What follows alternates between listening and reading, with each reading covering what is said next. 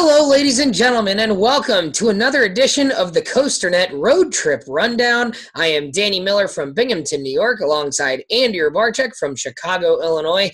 Andy, the first time we did this, we kind of did a preview and then a review, a two-parter of my trip down to Texas over Memorial Day weekend, and we're going to follow the same format again here with a trip that you're taking here in the coming weeks here. We'll do part one, a kind of a look ahead and an anticipation show. And then when the trip's all said and done, we'll kind of do a look back and see how things lived up to your expectations. So you're going on a trip where you will be doing quite a few new parks and riding quite a few new roller coasters. So why don't you tell us about where you are headed? Well, this has been a trip that I've been planning for quite some time. Every year it seems like I had desires and plans to go out west to do, especially Northern California, and in the Tri-City area.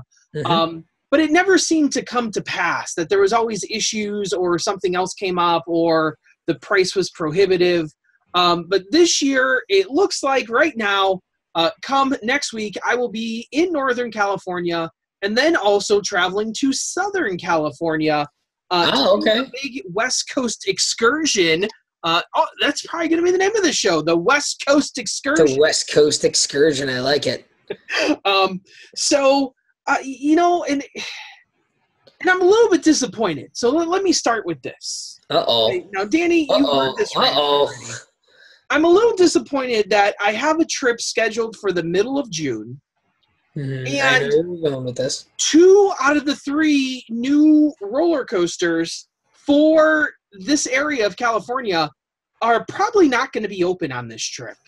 Danny, I don't know. I'm a little bit perturbed that the middle of June is here. Like, I'm going to be attending these parks on June 12th, June 13th. And it seems very likely that neither of these 2 rides are going to be open. I don't know. I don't know what's going to happen, but I'm going into this trip thinking that both Harley Quinn and Railblazer are not going to be open. So anyway, moving on from that, I have assembled a list of 5 rides that I am looking forward to most here.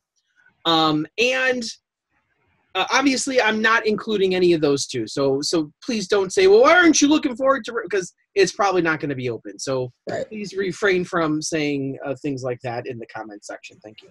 Yeah, if those comments come in, you will be trolled furiously. Yeah, so just know that will happen. My number 5 coaster here is going to be Medusa. This is the floorless coaster out at Discovery Kingdom. And I don't know, this is one that a lot of people have spoken highly of. I'm a big Superman Krypton coaster fan, as you are now a big Superman Krypton coaster fan. Right. So I find it hard to believe that Medusa is going to be better than that. And I'm not a huge fan of floorless coasters to begin with, but I've heard a lot of people say a lot of good things about Medusa. Mm-hmm. And so that's why I'm putting it on this list. And it could very well not even be on any list come, the next show.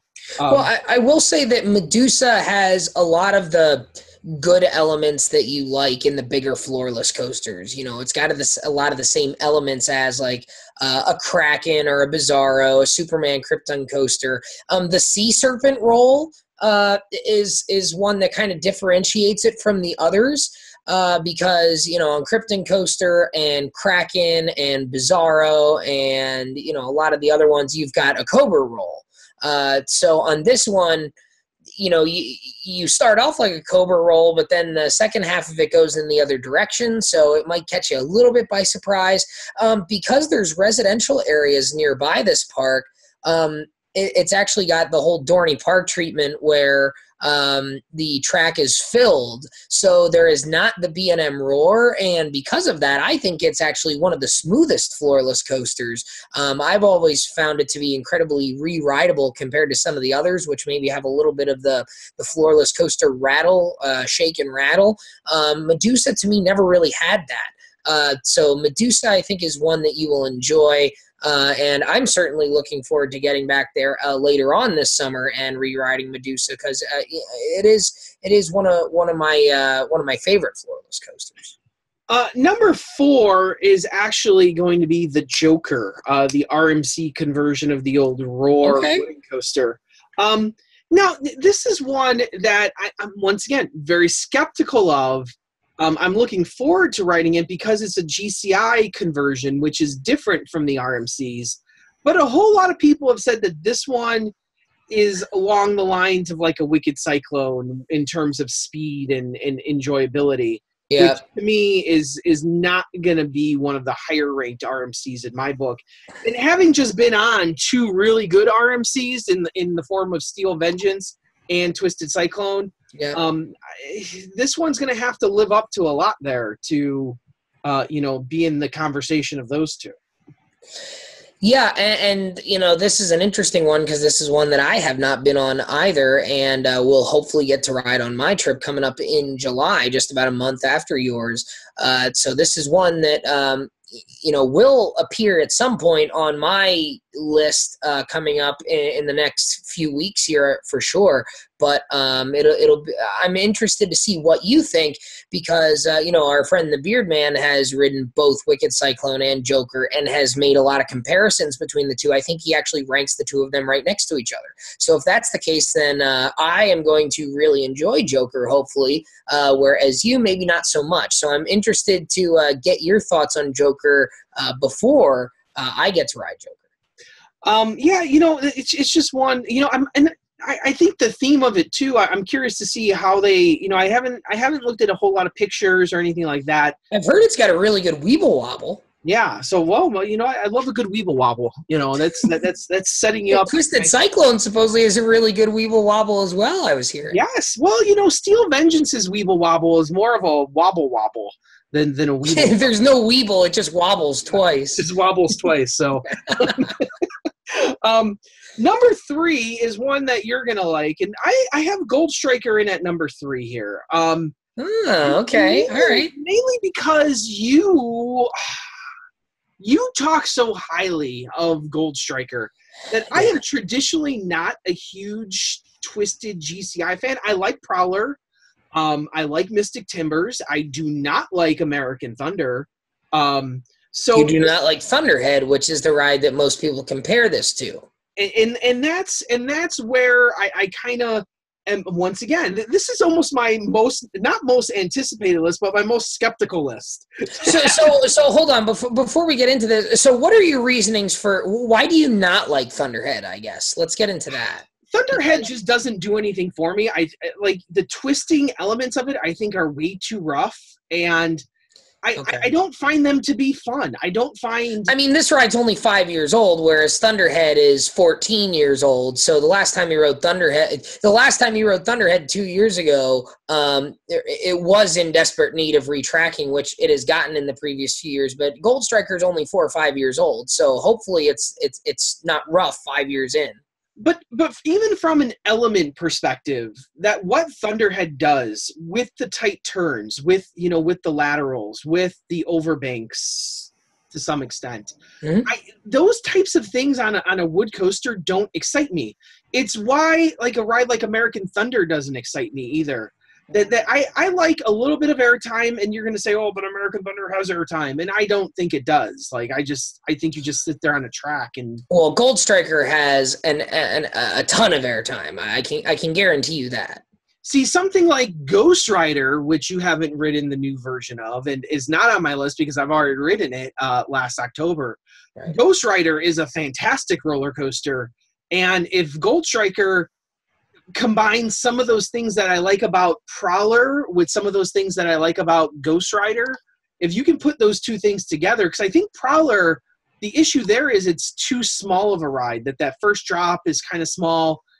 Everything is small on it. So I love Prowler, but it is small, like when I compare it to other wood coasters, whereas Ghost Rider has the airtime, has the height, has the speed, and I feel that Ghost Rider is a more complete ride. So hopefully Gold Striker takes some of those elements and mixes in the stuff that I like about Prowler with the airtime and with the... Yeah, I think if I were to describe Gold Striker to someone, I think it would be the intensity and the forces of maybe like a Mystic Timbers on something that's more layout-wise, like like a Ghost Rider or a Thunderhead. It's bigger than Thunderhead. I think it's 108 feet, which is one of the larger GCIs, if you can believe that. So it is in the size of Ghost Rider. Bigger than Mystic Timbers, bigger than Prowler, bigger than a Lightning Racer. It's bigger than all those rides. So, hopefully you enjoy it because now, go ahead. Would you suggest a front seat or back seat on Gold Striker? I was partial to the back seat 4 years ago on my last trip. I rode it 10 times, if I remember correctly, and I believe 6 or 7 of those were in the back. Did a couple in the front.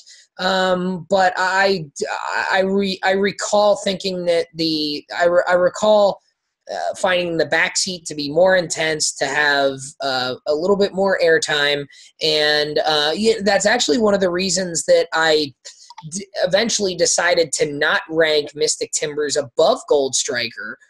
Because they both have a lot of airtime, and they both have a lot of the directional changes and the quick agility in a lot of the elements. But the one thing that I thought was missing from Mystic Timbers was the big drops. And I think the only big difference is Gold Striker at times does some nice high sweeping turns like GCI does on some rides like a Thunderhead, like a Renegade, some bigger, higher to the ground turns. And then you get some nice 50, 60-foot drops in the middle of the ride. And Mystic Timbers and Prowler, because they don't really go high off the ground, do not have those big drops in the middle of the ride. And that, for me, was the deciding factor when I had to decide between Gold Striker and Mystic Timbers. And I said, Mystic Timbers didn't have the big 50, 60-foot drops in the middle of the layout, which I really enjoyed on Gold Striker, especially in the back seat. The Millennium Flyers are a nice long train. So for that reason, I chose to keep Gold Striker ranked ahead of Mystic Timbers. So if you enjoy some nice big drops in the middle of your ride, you're going to enjoy Gold Striker, I think. Well, that's what I'm hoping for. I'm hoping for it to rank pretty highly on my wood coaster list. So number 2 then is going to be Hang Time. And all right. So Hang Time, once again, I'm skeptical because you know how much I love Monster. And Monster, I think if this thing's anything close to what Monster is, I think it's going to be a good ride. I don't think either you or I expect it to be quite as good as Monster. I don't think it has as many elements, but if it's close, I think it's going to be very good. I think if it's close, it's going to have a chance to crack the refrigerator, as I like to say. And the lighting package seems interesting on it. The theme seems pretty cool. So it's going to be, I think it's going to be a total package here with Hang Time.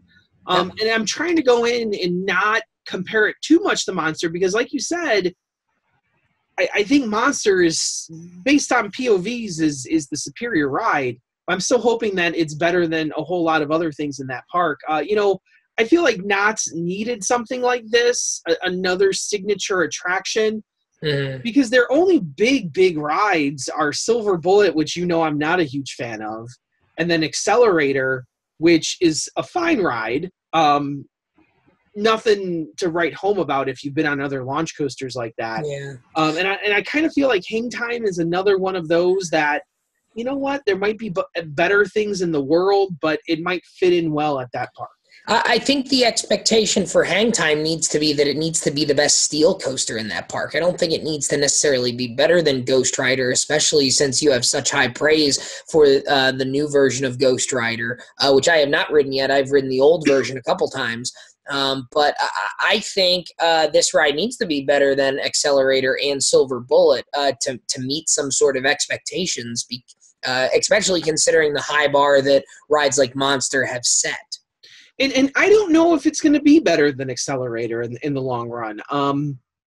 I think if it is better than Accelerator, which I feel is the best steel coaster in that park, if it is better than Accelerator, then it's a home run for Knott's, I think. Okay. See, I'm more partial to Silver Bullet just because of the length, and I do tend to enjoy the inverted coasters. I actually really enjoyed Silver Bullet last time out there a few years ago. But for me, I think I would still expect Hang Time to maybe be a a little bit better. So I'm hoping for that. We'll see. I'm looking to get out there maybe later on, at the end of the summer. But we'll see what your thoughts are, because you and I rode Monster together, and you and I have very similar praise for Monster. So we'll see how it goes. I'm thinking back to these parks that. I'm thinking back to these parks, and I'm kind of struggling to think about what your number one is here. You are befuddled. You are befuddled. I am befuddled. And is it a roller coaster? It is a roller coaster. Okay, I have a couple thoughts, but I'll let you share, because I'm wondering if I'm missing one here, because I'm thinking like, okay, it could be Flight Deck, because it's sort of a small. I've always said that's kind of like Raptor Junior, because it was the year before Raptor. It's got the similar feel as Raptor, not quite as big, not quite as long. Could it be like one of the Disney ones, like the Incredicoaster? We don't think will be open, but like probably won't be open when I'm there. The Space Mountain, or the Matterhorn. I know that the Matterhorn is one that I really enjoy. Those are some of the options there. I don't think it's the Giant Dipper at Santa Cruz, but it could be Quicksilver Express too. Don't. No, I don't think it's going to be Quicksilver Express or the Timber Twist. I'm wondering if it's going to be the Banana Split, the swinging ship at Gilroy Gardens. But so what do you have in here as your number one for this? It is the Matterhorn bobsled. All right, yeah, okay, I support this. And this is one that I don't know. It doesn't look like a fantastic roller coaster, but it's one that is steeped in history that, we wouldn't have most of the stuff in the industry if it wasn't for the Matterhorn bobsleds. Yeah. And it's one that I've always kind of wanted to go on. It counts as 2 credits too, right? Like, yeah, it's 2 completely different tracks. They are slightly different. They're more. For them, at times they kind of mirror like a racer at Kings Island, where they're sort of opposite, but then at other times they're kind of next to each other. The Matterhorn, the first time I went out there, I was a kid. First time I went out to Disneyland, we did not ride. And then when I went out there in 2012, it was actually closed for that big 6-month refurbishment when they got the new trains and they rebuilt a lot of the track. So I first rode these 2 in 2015, and they surprised the hell out of me. It was so cool. And it sort of has the raw type of feeling where it's got some nice force to it, sort of like how Gemini at times has some interesting force to it, and some of those other Aero rides. Really just like a big mine train, and sort of a zippier mine train, I think, maybe, just with incredibly elaborate theming, and it has a Yeti that actually works and moves, which is really nice. A nice little water splash down at the end is like a nice little touch. I enjoyed the hell out of Matterhorn, and it surprised the hell out of me. I think it's still, and it's such, like you said, it's such a part of roller coaster history. It's kind of like riding the Coney Island Cyclone, or like the Silverwood Corkscrew, or like the Magic Mountain Revolution. Maybe not the tallest, the fastest, the most intense, certainly not one of the best, but in terms of riding a ride that has its place in roller coaster and theme park history, I mean, the Matterhorn bobsleds is probably up there with some of the most iconic.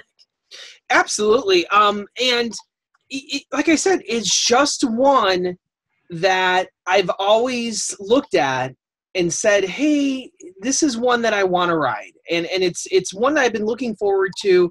It's at Disneyland. It's my first trip to Disneyland.